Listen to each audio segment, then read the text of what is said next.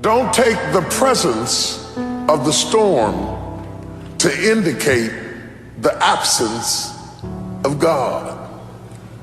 Sometimes when you enter into a storm, and there are all kinds of storms, health storms, physical storms, financial storms, emotional storms. There are all kinds of storms.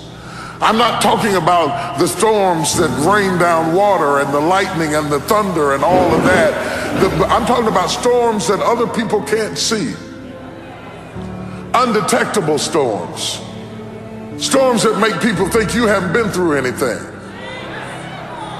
Because you get up out the bed every morning and you put your hair up and put your makeup on, and they don't know you put your smile on just like you did your makeup, and walked in smiling because you were going through a secret storm. Has anybody ever gone through a secret storm? See, when you're going through a visible storm, somebody will hand you an umbrella or a raft or some help or some assistance because they are aware of your suffering. But when you're going through a secret storm, there is no comfort there because nobody knows that you're dealing with a secret storm. They're jealous of the car you're driving, not knowing that it's 2 payments behind.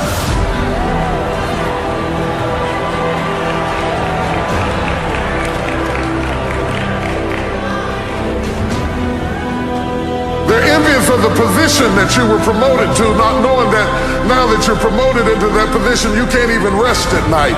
You can't even sleep at night. You got so much pressure and so much responsibility on you, and all of a sudden you're in a storm and nobody even knows it. And when we get in a storm, we have a tendency to wonder, where is God? Job said, I looked for him.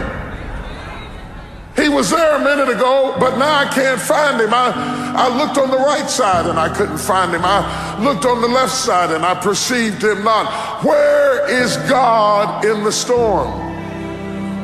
Because we buy into this notion that if God was with us, we would have no storm. That if God were really with us, we would be happy.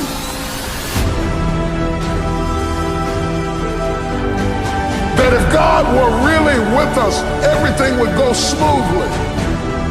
That if God were really on our side, we would have no family problems. If God were really with us, our bills would be paid. How could God be with us and us be in foreclosure? How could God be with us and we have cancer? How? Job said, I can't figure it out. How could my kid die and God be with me?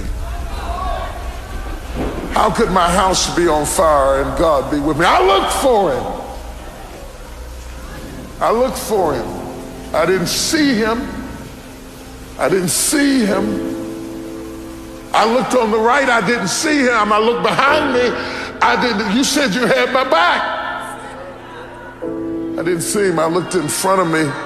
I thought he'd lead the way. I didn't see him. But you cannot see in a storm. That's why he told you to walk by faith and not by sight. You cannot see in a storm. Don't look for God to be sensual in your storm. He will not appeal to your senses. Your senses add to your comfort. God will not make you comfortable in your storm.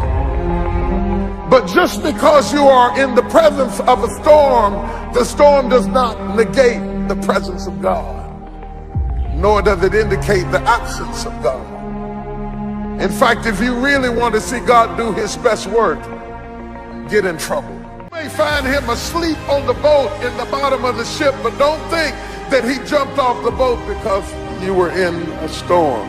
I'm saying that just because the ship comes apart doesn't mean you have to come apart.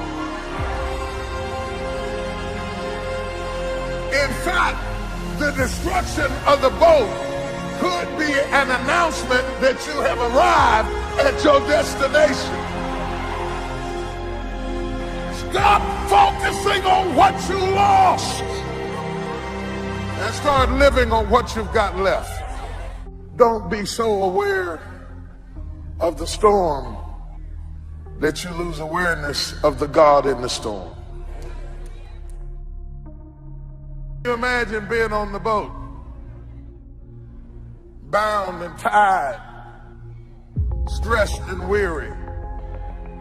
The thing you was counting on to get you to the other side. The job you thought you'd retire with to get you to the other side. The house you thought you'd have the rest of your life to get you to the other side. And the storm got it. How many of you have lost some stuff in the storm? Lost some friends in the storm. Lost some people in the storm. Lost some relationships in the storm. And it made you feel like a failure. But you're not a failure. It was a temporary blessing. If it was meant to stay, it couldn't leave.